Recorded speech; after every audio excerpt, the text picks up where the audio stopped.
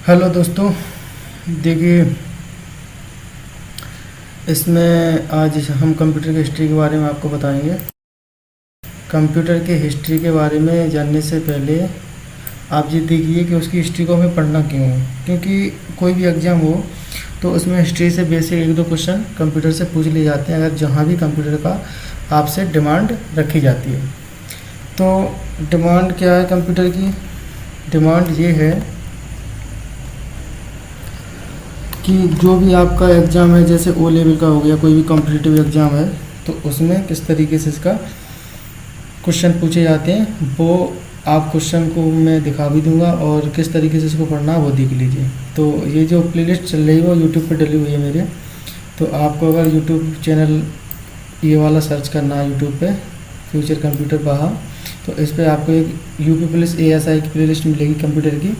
तो उस प्लेलिस्ट में ये सीक्वेंसली तरीके से वीडियो डाली जा रही है। ये मेरी थर्ड वीडियो है, उससे पहले मैंने 2 बेसिक वीडियो डाल दी हैं।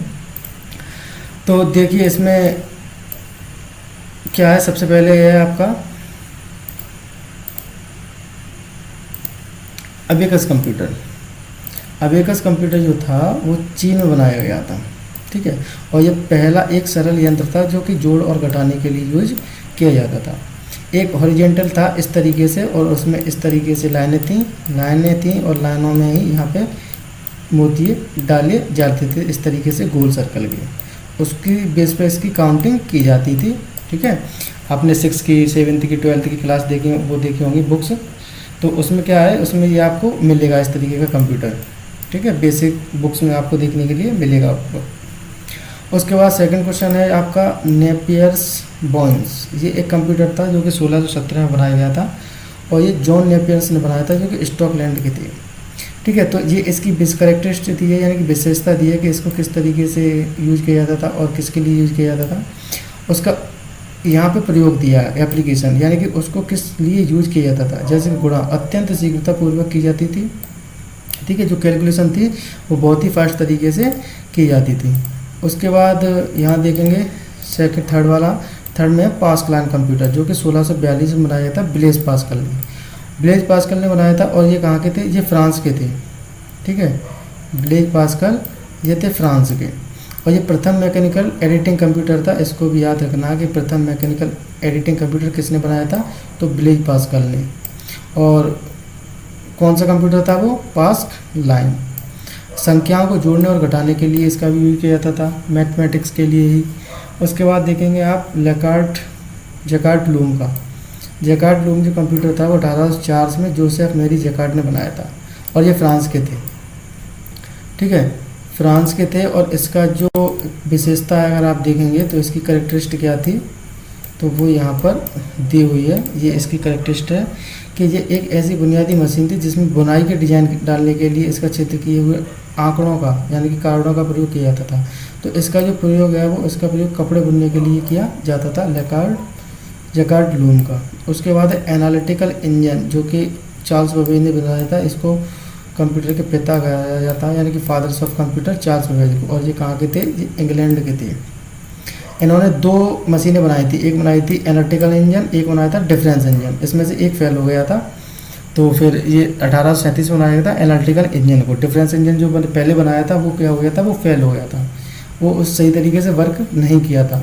तो फिर उन्होंने कौन से बनाया? Analytical engine. ये क्या हुआ था? ये सक्सेस हो गया। तो फिर इसको 1837 में सक्सेस किया था। और ये प्रथम जनरल पर्पस कंप्यूटर बनाया गया था, जो कि सामान्य उद्देश्य के लिए बनाया गया था, सीखने के लिए, जो बेसिकली जनरल पर्पस के लिए बनाया गया था। इसमें दिया इस मशीन को आधुनिक कंप्यूटर का प्रारूप माना जाता है, जो कि मॉड्यूलेट कंप्यूटर है उसका ये प्रारूप माना जाता है। और ये मैकेनिकल कंप्यूटर था, मैकेनिकल एक मशीन थी। इसमें दिया है कि इसका प्रयोग सभी गणितीय गणनाओं को करने के लिए किया जाता था। ऑल पर्पस के लिए, जनरल पर्पस के लिए बनाया गया था, और सभी कैलकुलेशन करने के लिए इसका यूज किया जाता था। तो किसने बनाया था? चार्ल्स बेबेज ने। उसके बाद था टेबुलेटिंग मशीन, जो 1890 में बनाई थी, हरमन हेलवर्थ ने बनाई थी, और ये अमेरिका के थे। संख्याओं को पढ़ने का, यानी कि सिद्ध करने का, एक समय में एक ही कार्ड को पढ़ा जा सकता। और इसका प्रयोग 1890 में किसके लिए किया गया था? पॉपुलेशन काउंटिंग के लिए इसका यूज किया गया था। तो इसको ध्यान में रखना है। उसके बाद आता है टेबुलेटिंग मशीन। टैबलेटिंग मशीन अगर आप यहाँ देखेंगे, ये रही आपकी जो अभी बताई थी, टैबलेटिंग मशीन का यूज बताया था। इसके बाद आता है मार्क 1, 1944 में हार्वर्ड आइकन ने बनाया था, अमेरिका के थे। और ये दिया है यहाँ पे, यह विश्व का प्रथम स्वचालित यांत्रिक कंप्यूटर था, इलेक्ट्रोमैकेनिकल करना यंत्र था। इसमें इंटरलॉकिंग पैनल के छोटे ग्लास, काउंटर, स्विच और नियंत्रण सर्किट होते थे। इसका प्रयोग गणनाएं करने के लिए ही किया जाता था। उसके बाद देखेंगे जो मैकेनिकल कंप्यूटर आया था कैलकुलेशन के लिए, इलेक्ट्रॉनिक कंप्यूटर, वो था आपका एनियाक। एनियाक का जो कंप्यूटर था ये 1946 में आया था, जब हमारी फर्स्ट जनरेशन, यानी कि ये फर्स्ट जनरेशन में ही आया था, जो 1940 से 40 से स्टार्ट होती है हमारी जनरेशन फर्स्ट। तो ये जेपी एकर्ट और जॉन मोसली ने बनाया था, ये अमेरिका के थे।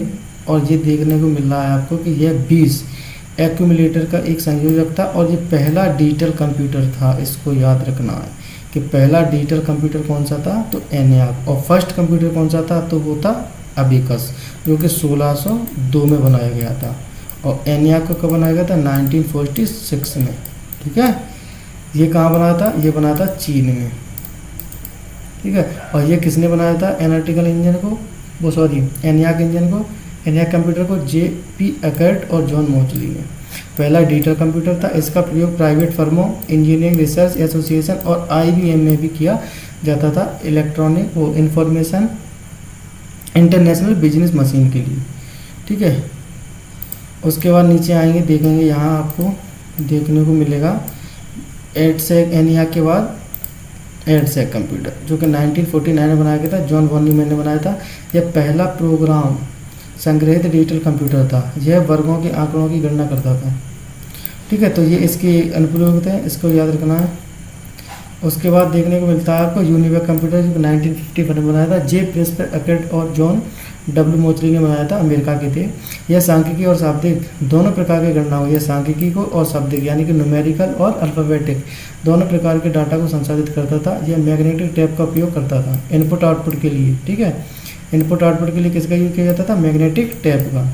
और ये कॉमर्शियल था, यानी कि वाणिज्यिक उपयोग के लिए इसका यूज किया जाता था यूनिवेक का, यूनिवर्सल ऑटोमेटिक कंप्यूटर्स की फुल फॉर्म होती है।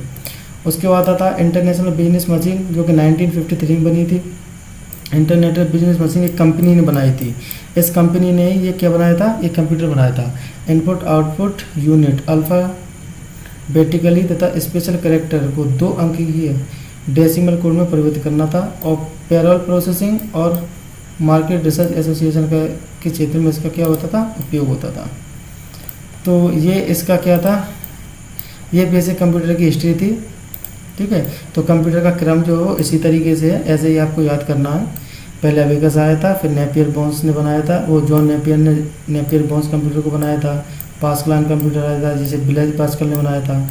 लेकार्ड लूम कंप्यूटर आया था, जैकार्ड लूम, इसको जोसेफ मेरी जैकार्ड ने बनाया था। उसके बाद analytic engine and difference engine को किसने बनाया था, चार्ल्स बेबेज ने बनाया था। टैबलेटिंग मशीन को हर्मन हॉलरिथ ने बनाया था। मार्क 1 को हार्वर्ड आइकन ने बनाया था।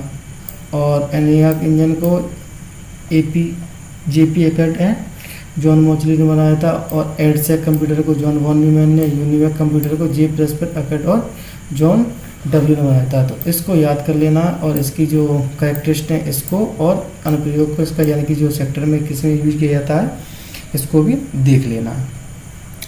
उसके बाद आप देखेंगे जो कंप्यूटर की जनरेशन है, तो 5 जनरेशन है टोटल, तो उसको भी देख लेते हैं हम। या आपको देखने को मिलेगा ये कंप्यूटर की जनरेशन है। ठीक है, तो कंप्यूटर की जनरेशन में फर्स्ट जनरेशन आपको देखने को मिलेगी। जो फर्स्ट जनरेशन है वो 1940 से लेकर 56 तक चली थी, 1940 से लेकर 1956 तक। इसमें इसका याद रखना है कि आपको इसमें यूज किसका किया गया था, तो फर्स्ट जनरेशन के कंप्यूटर में हमारा वैक्यूम ट्यूब का यूज़ किया गया था, इसको ध्यान रखना है। और इसकी जो स्पीड थी वो मिली सेकेंड में मापी जाती थी। और जो ऑपरेटिंग सिस्टम इसमें यूज होता था वो बैच ऑपरेटिंग सिस्टम यूज होता था। जो मैं ऑपरेटिंग सिस्टम यानी कि सिस्टम सॉफ्टवेयर जो पढ़ाऊँगा तो बताऊँगा आपको कि बैच ऑपरेटिंग सिस्टम क्या होता है। मशीन लैंग्वेज का यूज किया जाता था, जो कि 0 और 1 बाइनरी नंबर का। इसकी विशेषता क्या थी ये देख लीजिए, धीमी गति से कार्य करता था। स्टोरेज जो थी कैपेसिटी वो काफ़ी कम थी। और किस क्षेत्र में इसका यूज किया जाता था, वैज्ञानिक स्तर पर, व्यापार में इसमें इसका यूज किया जाता था। द्वितीय जो यानी सेकंड जो आपकी तो सेकंड जनरेशन थी, वो सेकंड जनरेशन आपकी 1956 से लेकर 1964 तक किसी किसी बुक में लिखा है, किसी किसी में 1963 तक ही लिखा है। तो इस तरीके से इसमें कंट्रोवर्सी है। तो आपको ये डेट एग्जैक्ट किसी भी बुक में नहीं मिलेंगी, थोड़ा बहुत डिफरेंस जरूर मिलेगा, क्योंकि मैंने कई सारी बुक देखी हैं तो मुझे किसी भी बुक में सेम कंटेंट नहीं मिला है इस डेट को लेकर, जनरेशन की डेट को लेकर। लेकिन मेनली अगर आप डिफरेंस देखेंगे तो 10 ईयर का आपको डिफरेंस मिलेगा, थोड़ा बहुत कम देखने को मिलेगा किसी बुक में, लेकिन 10 ईयर का आप रख सकते हैं। ठीक है, तो इसमें आप देखेंगे 50, इसमें आप यहाँ से देख लेना 1940, फिर 56, फिर 64, फिर 71, फिर 89, इस तरीके से। ठीक है, तो आप कन्फ्यूजन आपको नहीं होगा। तो सेकंड जनरेशन में किसका यूज़ किया गया था, इसको यहाँ ध्यान रखना। सेकंड जनरेशन में ट्रांजिस्टर का यूज़ किया गया था, और जो इसकी स्पीड थी वो माइक्रो सेकेंड में मापी जाती थी, और multitasking time sharing operating system का यूज़ किया जाता था। इसमें ओनली मशीन भाषा का यूज़ किया जाता था, लेकिन इसमें असेंबली के साथ साथ हाई लेवल लैंग्वेज का भी यूज किया जाने लगा था। और इसकी जो विशेषता ये है कि ट्रांजिस्टर का उपयोग इसमें आरंभ हो गया था, यानी कि इसमें हम ट्रांजिस्टर का यूज करने लगे थे। तीव्र और विश्वसनीय, यानी कि स्पीड भी इसकी काफ़ी तेज़ हो गई थी, और व्यापार व्यवसाय में, इंजीनियरिंग डिजाइनिंग में इसका यूज किया जाता था। थर्ड जो कंप्यूटर आता है आपका, जो इसमें आईसी का यूज़ किया गया था, आईसी का, यहाँ देखिए थर्ड कंप्यूटर है, और इसमें किसका यूज किया गया था, आईसी, इंटीग्रेटेड सर्किट का। और ये क्वेश्चन पूछा जाता है कि आईसी किसकी बनी होती है, तो वो सिलिकॉन की बनी होती है, एक सामान्य सेमीकंडक्टर चिप होती है आईसी आपकी।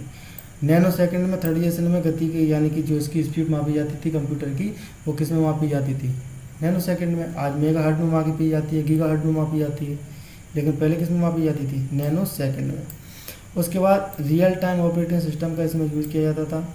हाई लेवल लैंग्वेज यहाँ देखेंगे आप तो फोर्ट्रन और कोबल का यूज़ किया जाता था। ठीक है, और इसमें ये देखेंगे स्टोरेज के रूप में, यानी कि सॉलिड स्टेट एसएसडी, और रिमोट प्रोसेसिंग, चुंबकीय कोर, सॉलिड स्टेट मुख्य स्टोरेज के रूप में उपयोग किया जाता था। इनपुट आउटपुट यांत्रिकी करने के लिए सॉफ्टवेयर उपयोग होते थे, और डेटाबेस मैनेजमेंट सिस्टम के लिए इसका उपयोग किया जाता था। उसके बाद नीचे अगर आपके देखेंगे तो यहाँ आपको फोर्थ जनरेशन मिलेगी, जिसमें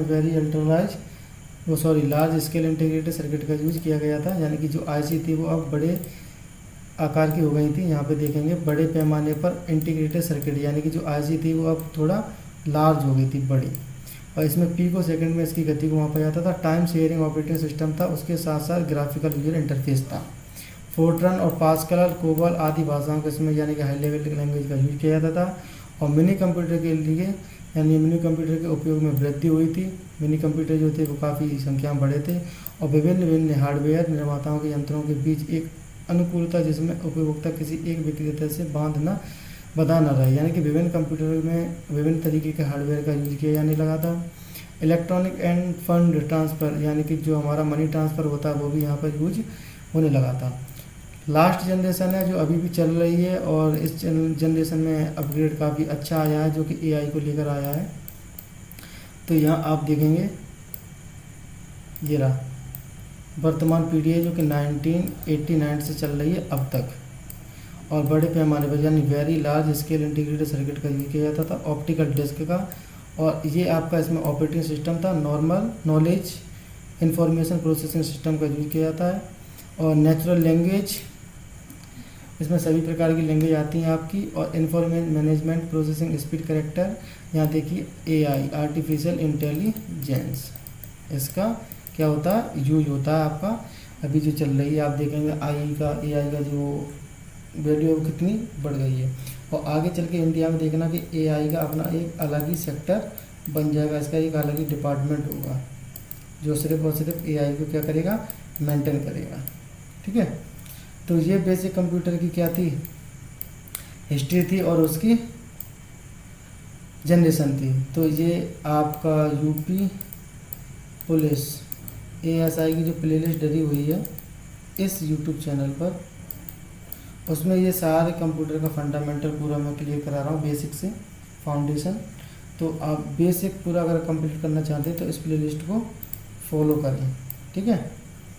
और उसके बाद जब हमारा बेसिक कंप्लीट पूरा हो जाएगा उसके बाद मैं सीधा एमसीक्यू पे आऊँगा और वो सारे एमसीक्यू इसके कॉम्पिटिटिव एग्ज़ाम के बेस के सारे क्वेश्चन करेंगे। तो चलो मिलते हैं नेक्स्ट वीडियो में, तब तक के लिए धन्यवाद।